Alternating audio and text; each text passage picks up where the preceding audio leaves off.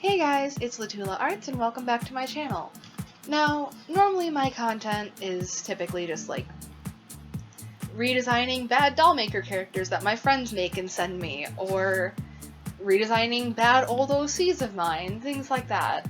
But today's gonna be a little different. I'm doing a bit of a story time, for once. And this has to do with bad roommates. Now, when I was in college, I had about 6 roommates. The first 4 were pretty nasty, but nothing compared to the 5th.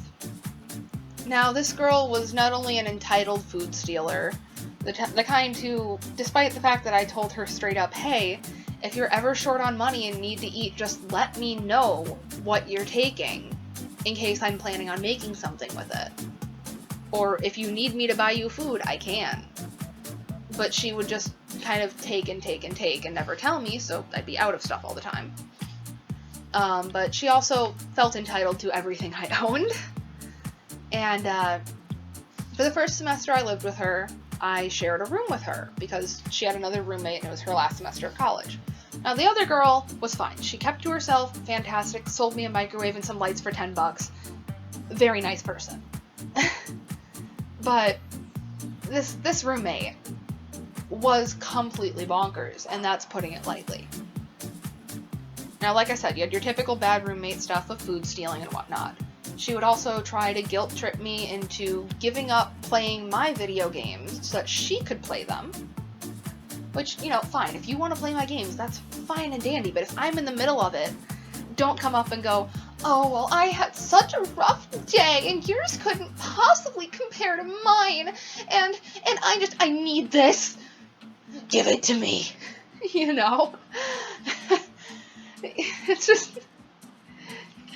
But anyway, she had a bit of what I'd call a quirk, you know? Like I said, she was a general bad roommate aside from this.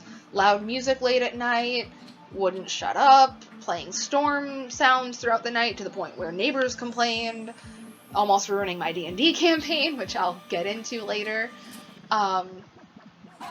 And also almost destroying my favorite and very, very expensive hand-forged knife. But again, I'll get into that later. She also thought that she had a myriad of different souls living inside of her body, from worlds that no longer existed.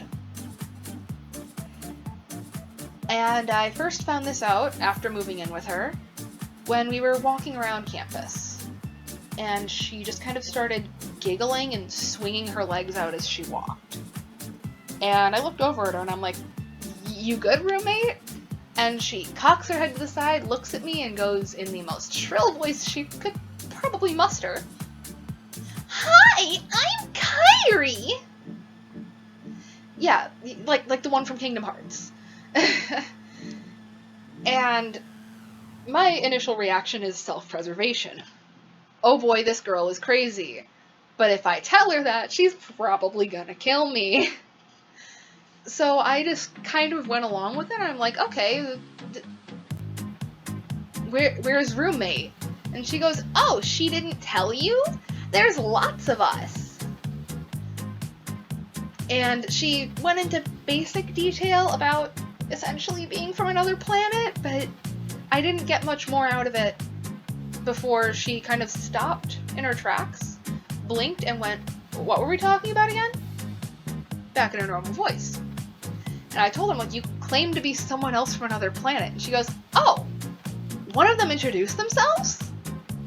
And just dropped the subject completely. Like, girl, you cannot just say something like one of them, referring to yourself, and not explain at least a little bit. And, you know, at first I did think that this was some case of, like, multiple personality disorder or dissociative identity, whichever it may be, but I started to seriously doubt it after a while, and you'll understand why. Now, she later claimed to have the princess of this planet, which, by the way, was a princess of sky pirates that also happened to be a monarchy, and was described vaguely similar to Pandora from Avatar, like the movie with the blue cat-ish people things, floating islands and whatnot. That's why they were sky pirates, because they flew everywhere on boats, and they were pirates. But they were also an army, and blah blah blah, all this other crap. I found out more about this one day when she was like, hey, do you feel a pressure on your chest? And I looked at her funny and she goes, because the gremlin is sitting on you. And I was like, what gremlin? She's like, oh, you can't see it? It likes to sit on people. And again, just completely dropped it. Later on, she claimed that the gremlin was the princess's mother with a curse on her, and that she followed her around to protect the princess's soul because she was such a powerful and wanted vessel by souls that they would try to come in order to not only take her, but kill the soul of the princess. Another one of these souls happened to be the embodiment of lust itself. Basically a succubus is how I kind of interpreted it, as she claimed that the only person she could let it feed around was her boyfriend because it wouldn't kill him. He could handle it, which, gross. Her boyfriend also happened to be her old babysitter, so he was like a good 10-12 years older than her, creepy as all get out. And he was kind of her sugar daddy a little bit, like she refused to get her job transferred up to where we were going to college, which was a few hours north of where she actually lived. And so he just sent her money to buy food and everything else she needed. Whatever. At least she had someone supporting her, I guess. Anyway. Another one that I discovered one night was, well, I woke up sometime in the middle of the night, as you do when you have sleep issues. And I crack my eyes open and I see her sitting cross-legged on top of her pillow and twitching. I immediately pretend to be asleep until I feel pressure, or rather the bed, sink around me. She was over me on all fours, staring at me. The moment I opened my eyes, she skittered back onto her pillow and just watched me. And I was like, roommate, are you okay? And she claimed she was a dragon. I don't remember what the name of it was, this only happened once, but she claimed to be a dragon. And once she was done with her whole dragon rant and all that crap, she promptly fell asleep, and I could not sleep anymore after that because I was too freaked out. And later on, she notified me that her friends were on this whole thing, which was why I started to doubt that it was like some DID type thing, because it felt more like a cult at that point. One of her friends claimed to have the king's soul in his body, and also threatened to feed me a sandwich laced with acid if I ever hung out with him, because I refused to drop acid with him. I never met him for that exact reason. Her boyfriend claimed to have the princess's boyfriend's soul in him sometimes, not all the time, but sometimes, who was a captain in their, like, army-navy thing that she wasn't actually allowed to be with, but was secretly with, or whatever. And another one of her friends claimed to be a demon in a human body. So, yeah, this whole thing very much more cult-like than it was dissociative identity disorder at that point.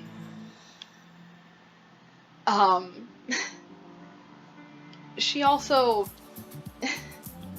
she went through my stuff one night after the other roommate had moved out and I was in my own room, and found an old story I'd been trying to write. Now, I tried to pick it back up in college and realized writing just isn't my strong suit. There's a reason I don't have scripts for anything I do, and there's a reason my character backstories are only a couple of pages. And that takes forever for me to do, because I'm not a writer. All I could think of for this story was the very ending, which was how the two characters died. And it involved some swirling vortex of ice in a basement, and I don't know. Again, I'm not a writer. For a reason.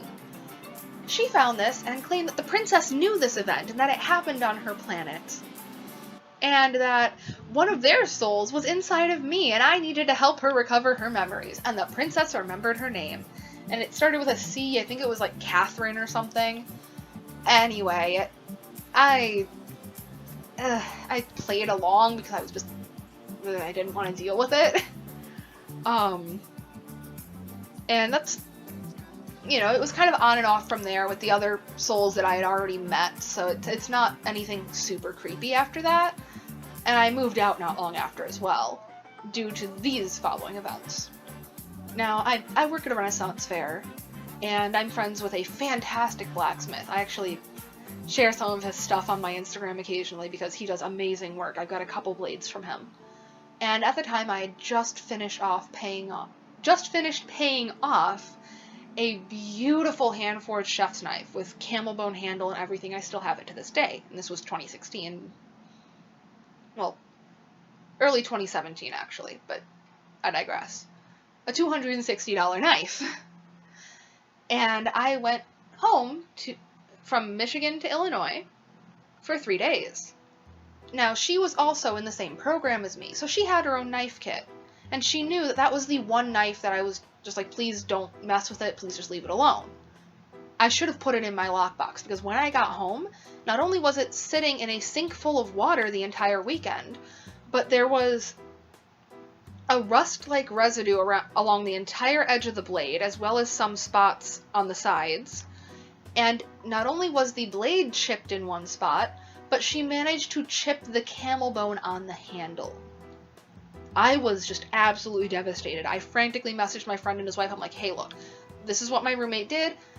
Is there any way it can be fixed? Thankfully, they were like, your roommate was the idiot, not you. We don't know how the hell she managed to damage it this badly, but yes, we'll fix it. So I mailed it to them and it got fixed and all's good on that end.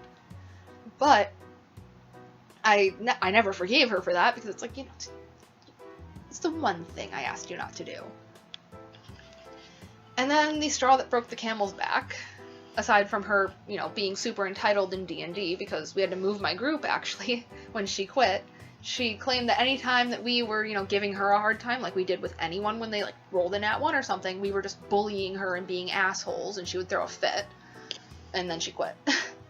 And tried to stop me from playing, which we then just moved it to my friend's apartment. But aside from that, one day my friend was over, and this was the friend that I moved in with after this. Best roommate I ever had, still friends with her to this day. Great girl.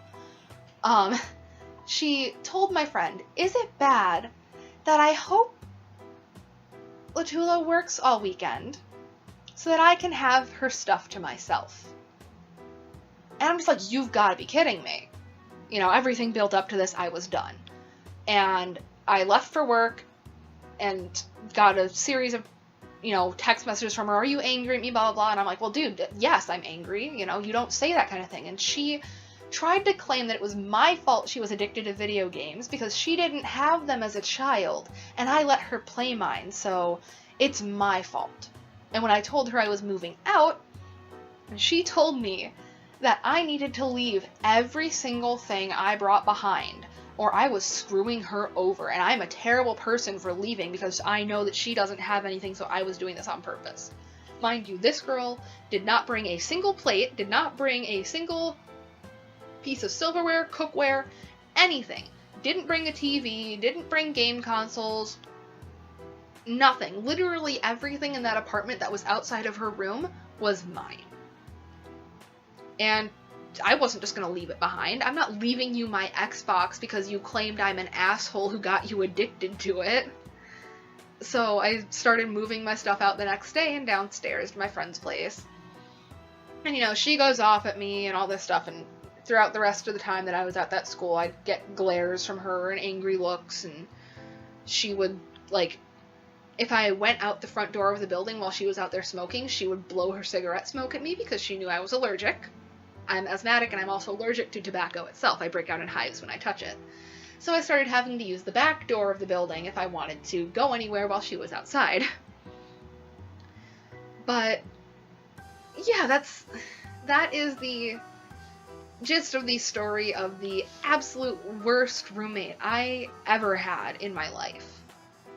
Now, I've had bad relationships with, like, you know, living with people that were insufferable. Well, one, I should say, because I only lived with one person I've dated.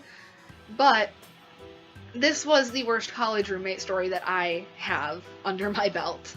And hopefully, if I end up going back to college at any point, I don't end up with another one this level of bonkers. If you guys happen to have any bad roommate stories, feel free to leave them in the comments. I'd love to read them and talk to you guys, because it's always nice to share stories with people and see what other people have experienced in the realm of this crazy, crazy world with the weird people within it. Another post-video edit. I really do hope that she's grown past all of this and has grown as a person and become better, much as I have. I understand that my lack of communication skills and fear of upsetting those I live with did contribute to her reactions to some of the things I ended up doing, like as quickly as I moved out and our final conversation, which I recently found and read through. But that also doesn't justify the way she treated me either. And I know that there are two sides to every story, and that she likely has a different perception of things that I'm not entirely aware of and could have been more aware of at the time had I just talked to her about it. And I didn't do that. So please, if you can, learn from my mistakes and communicate with the people you live with when you're an adult and as a child for anything that they are doing that is making you uncomfortable or making things difficult for you. Because if it can be improved on and they're willing to improve, then your life will get better. And if not, you realize that they're not someone that you want to necessarily live with anymore.